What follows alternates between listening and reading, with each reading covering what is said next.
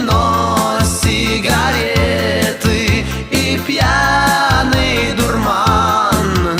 Казалось, не встретишь